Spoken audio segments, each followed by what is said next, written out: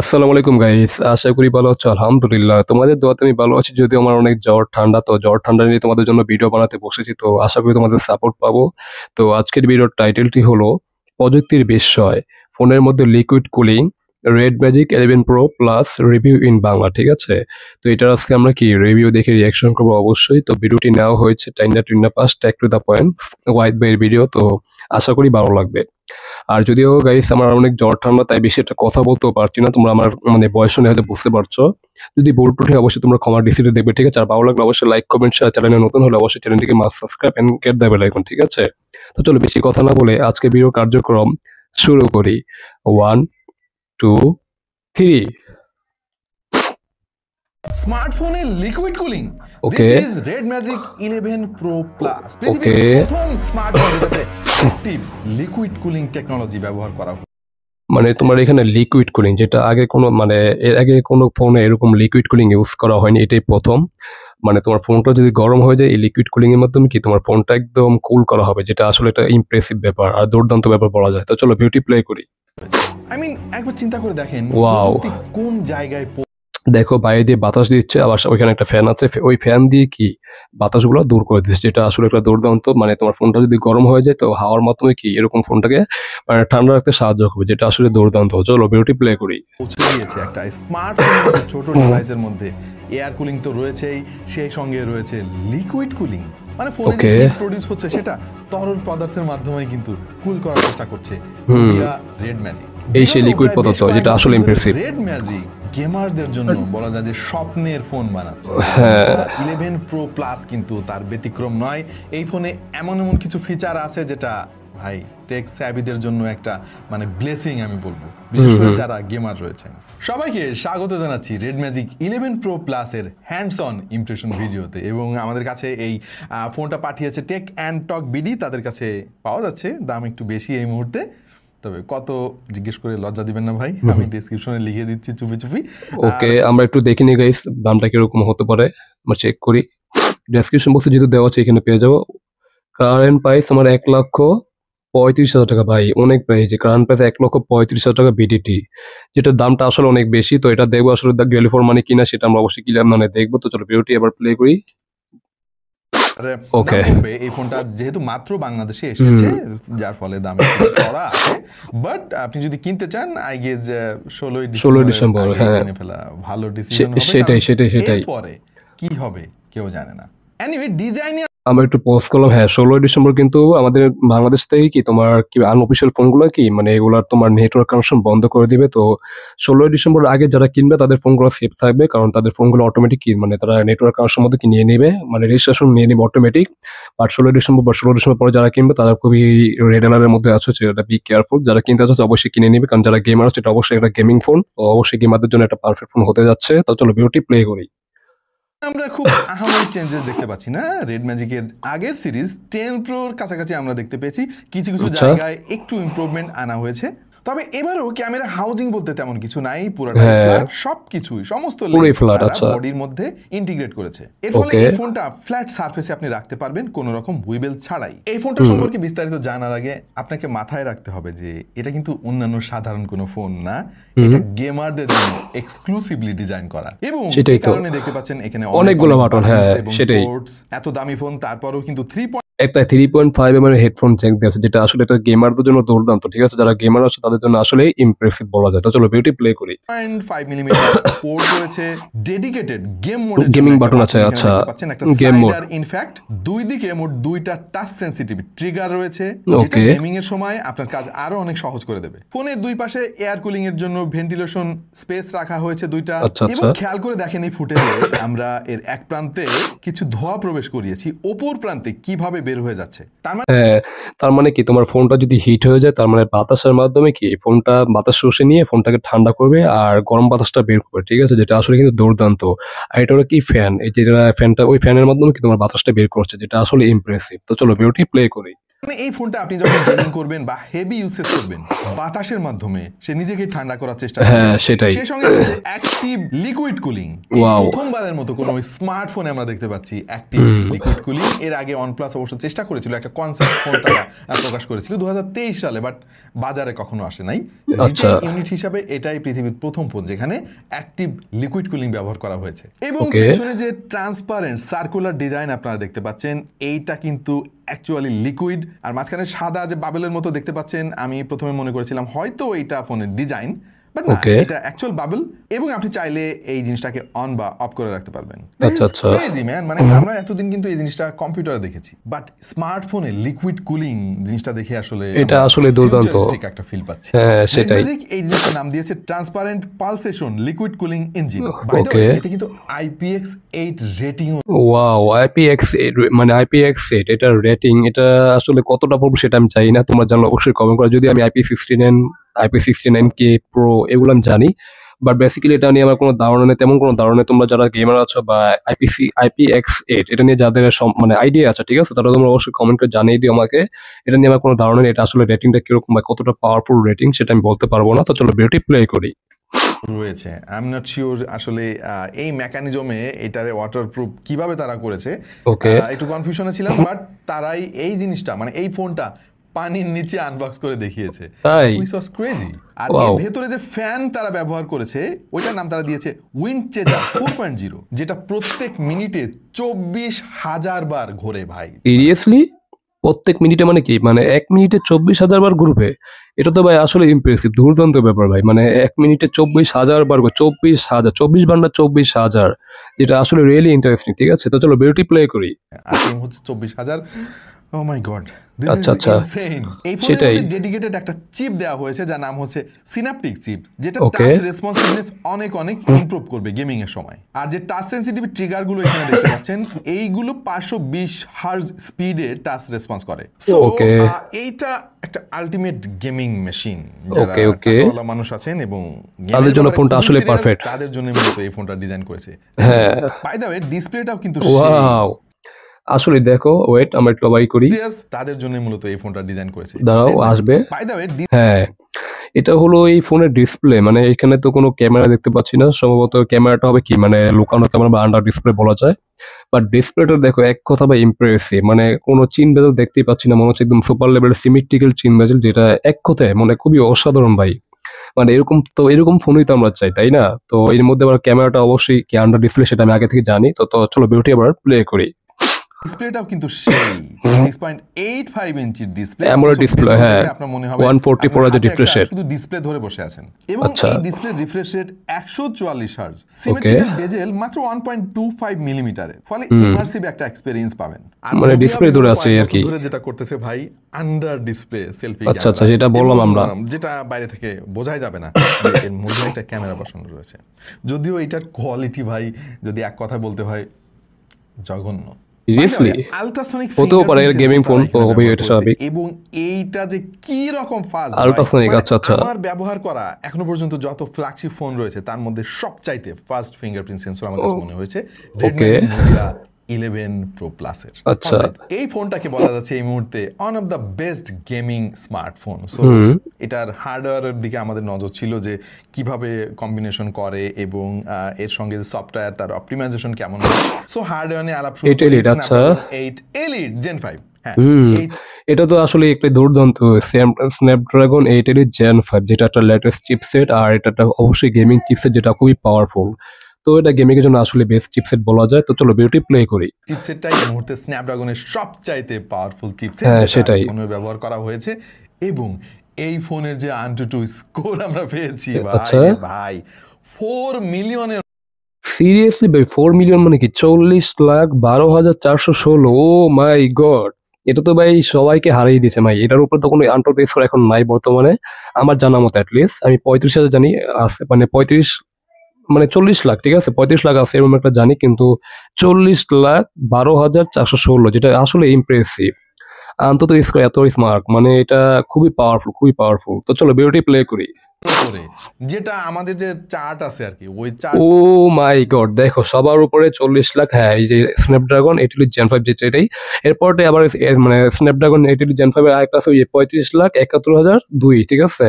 তার মানে এটা থেকে এটা মানে কি তোমার একদম কমবাইট করছে, ঠিক আছে, একটা 5G চিপসেট। তো এটা আসলে খুবই ইমপ্রেসিভ, দুর্দান্ত বলা যায়, সবার উপরেই আছে।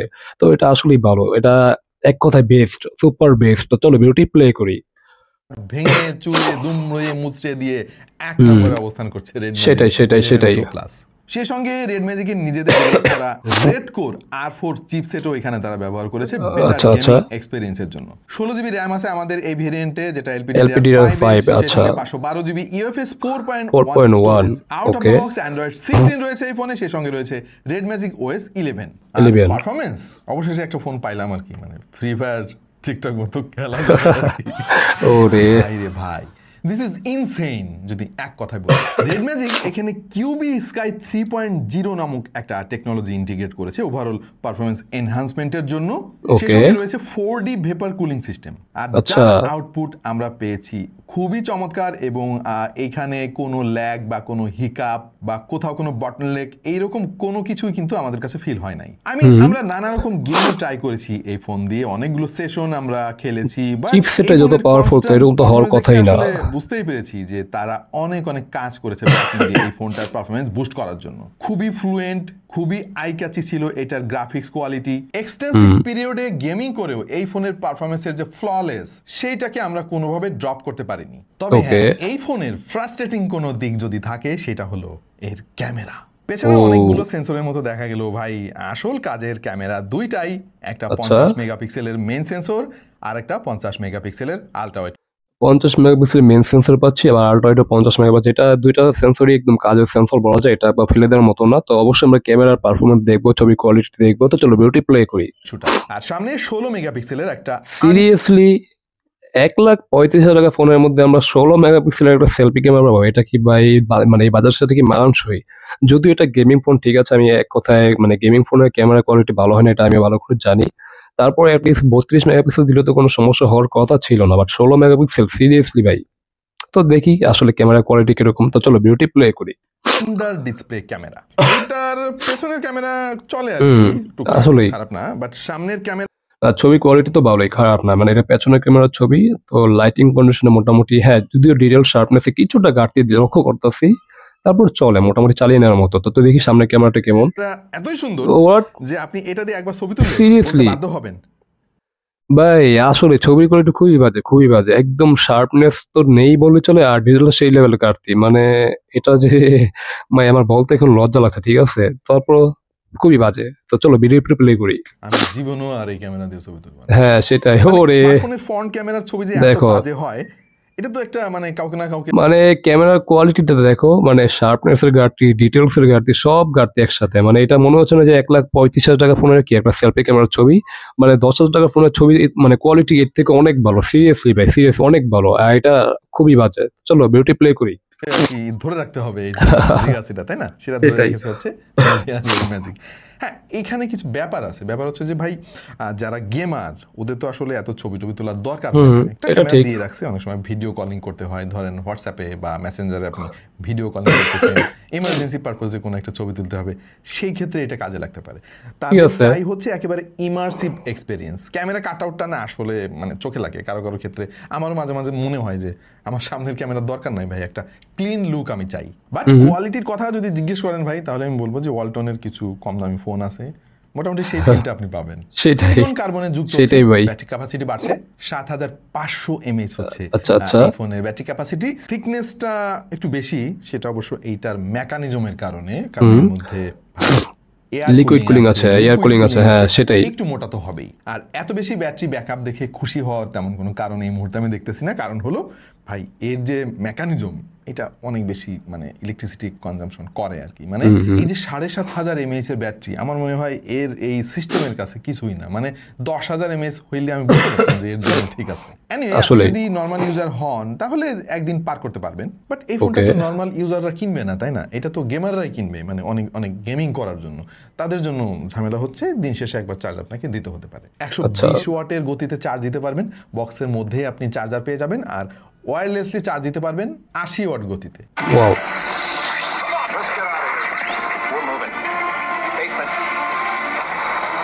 সাউন্ড কোয়ালিটি টেস্ট ভাই সাউন্ড কোয়ালিটি যথেষ্ট ভালো আমার কাছে। হ্যাঁ আসলে স্টেরিও স্পিকার তো অবশ্যই আছে, 3.5 মিলিমিটার জ্যাকও পেয়ে যাবেন হেডফোনে ডিরেক্ট কানেক্ট করার জন্য। আর আমার মনে হয় না যে এর সাউন্ড কোয়ালিটির কাছ থেকে আপনি ফ্রাস্ট্রেটেড হবেন। আর এর যে ভাইব্রেশন মোটর, ভাই রে ভাই, আপনি ফোনটা হাতে নিয়ে এই যে গেমিং মোড অন করার জন্য যে ডেডিকেটেড বাটনটা আছে এইটা একবার অন করে দেখেন, কি লেভেলের একটা ফিলিং আপনি পাবেন। বিশেষ করে গেমিং এর সময় এই জিনিসটা কিন্তু খুবই দরকার হয়। ও মাই গড, ভাই আসলে জাস্ট ওয়াও, জাস্ট ওয়াও। এই ফোনটা আমি ইউজ করি, ঝামেলা হচ্ছে যে ফোনের দাম অনেক বেশি আর কি। সেটাই, একটু কমলে হয়তো তখন বিবেচনা করতাম। এনিওয়ে আমি আসলে অতটা গেমিং ফ্রিক না, অনেক বেশি গেমিংও করি না। আপনাদের মধ্যে যারা প্রচুর গেমিং করেন এবং গেম নিয়ে আপনার সমস্ত চিন্তা ভাবনা সব কিছুই ই স্পোর্টসের সঙ্গে যারা যুক্ত আছেন, প্রফেশনালি আপনি গেমার, আপনার জন্য এই মুহূর্তে পৃথিবীতে যতগুলো ফোন এক্সিস্ট করে ডেডিকেটেড, এটা একমাত্র পারফেক্ট ফোন বলা যায় গেমিং এর জন্য, one of the best phone. সেটাই।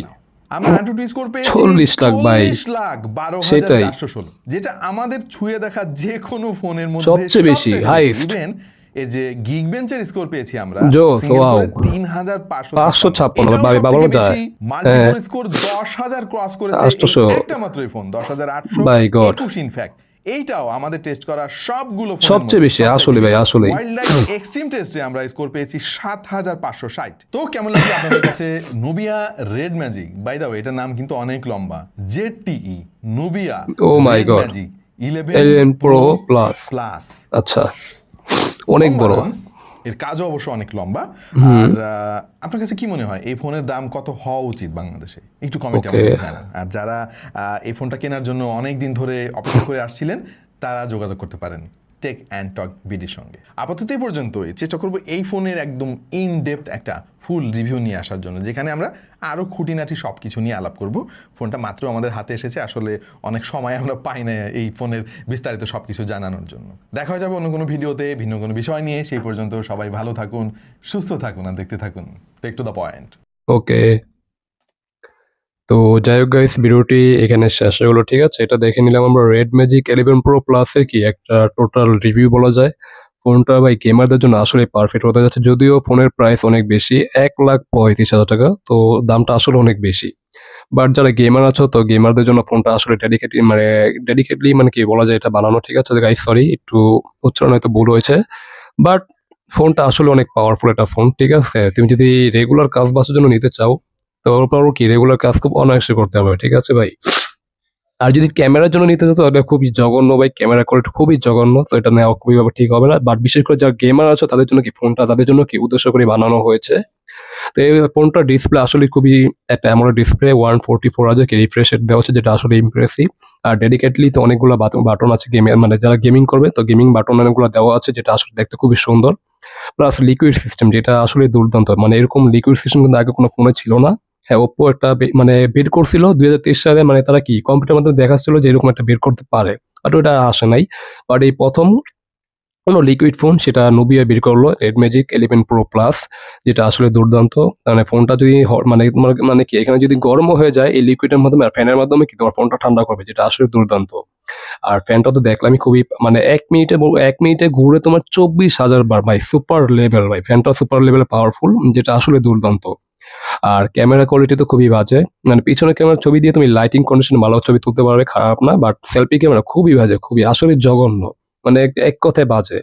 আর এরপর যদি ব্যাটারি আসে 7,500, যেটা একটু মনে হচ্ছে আসলে কম। মানে এর যে সিস্টেম আসলে দিয়েছে liquid cooling system plus fan, এই ফ্যান আর লিকুইড কুলিং এ তো তোমার ব্যাটারিটা পুরোপুরি খেয়ে ফেলবে, চার্জ খেয়ে ফেলবে, তাই না? অ্যাটলিস্ট এখানে তোমার 10,000 দিলে আসলে আমি তার সাথে দেখবো 10,000 দিলে আসলে ভালো হতো। আর কেয়ার করা দিয়েছে এটাই। আর কিন্তু 120 ওয়াট বা ফাস্ট চার্জার পাচ্ছ, যেটা আসলেই ভালো, দুর্দান্ত ফাস্ট লেভেলে চার্জ করতে পারবে, এটা কোনো সমস্যা নেই। আর মানে মোট কথায় ফোনটার ডিজাইন বা কোয়ালিটি খুবই ভালো, খারাপ না। ডিজাইন করে আসলে সুন্দর, যেটা একটা গেমিং ভাইব দেয়। আর বিশেষ করে যারা গেমার আছে তাদের জন্য এই উদ্দেশ্য, মানে গেমারদের উদ্দেশ্য করে এই ফোনটা বানানো হয়েছে। আর এটা একটা অবশ্যই আনঅফিসিয়াল ফোন। তোমরা ভালো করে জানো যে 16ই ডিসেম্বর আমাদের আনঅফিসিয়াল ফোন কি বন্ধ হতে যাচ্ছে। যারা কিনতে চাও এখনই কিনে নাও। আর যদি এই 16 ডিসেম্বর পর বা 16 ডিসেম্বর কিনো, তাহলে তুমি পুরো একটা ধরা খাবে, কারণ নেটওয়ার্ক পুরো বন্ধ হয়ে যাবে। তো যেটা আসলে একটা ডিসঅ্যাপয়েন্টিং। তো হিসাব করলে ফোনটার দাম একটু বেশি মনে হচ্ছে, 1,35,000 টাকা। এখানে 1,10,000 থেকে 15,000 হলে আসলে ভালো হতো, বাট দামটা একটু বেশি, ওভার প্রাইস মনে হচ্ছে। বাট ফোনটার বাই পারফরমেন্স বাই সুপার লেভেলের স্ন্যাপড্রাগন 8 এলিট জেন 5, যেটা আন্তত স্কোর হলো 40 লাখ, বাই সুপার মানে 4 মিলিয়ন, মানে 40,500 বড় সামথিং এরকম, যাই হোক। আর সিঙ্গেল কোর স্কোর তো 3,500 কত সামথিং, আর মাল্টি কোর আছে 10,517 সামথিং এরকম, ঠিক আছে। মানে সকল রেকর্ড, ফোনের যত রেকর্ড আছে, আন্তত স্কোর বা সিঙ্গেল কোরের স্কোর বা মাল্টি কোরের স্কোর, সব রেকর্ড ভেঙে ফেলছে, ঠিক আছে, যেটা এক কথায় দুর্দান্ত। এটা অবশ্যই এটা গেমারদের জন্য বানানো ফোন। তো তোমরা যারা গেমার আছো আর যারা গেমিং কন্টেন্ট ক্রিয়েটর, তাদের জন্য ফোনটা আসলে একটা বেস্ট চয়েস হতে পারে। তো কি বলো তোমরা? তো আজকের ভিডিওটি ছিল এই পর্যন্ত। যদি আমার কোনো ভুল ত্রুটি হয় অবশ্যই তোমরা ক্ষমা দৃষ্টিতে দেখবে। আর আমার শরীরটা যদিও ভালো না, ঠান্ডা জ্বর নিয়ে ভিডিও বানাতে বসেছি, তো অবশ্যই তোমাদের আশা করি সাপোর্ট পাবো। ভালো লাগলে অবশ্যই লাইক কমেন্ট শেয়ার, চ্যানেলে নতুন হলে অবশ্যই চ্যানেলটিকে must subscribe and get the bell icon. তো দেখা হবে নতুন কোনো রিঅ্যাকশন ভিডিওতে, সে পর্যন্ত তোমরা ভালো থাকো। আল্লাহ হাফেজ।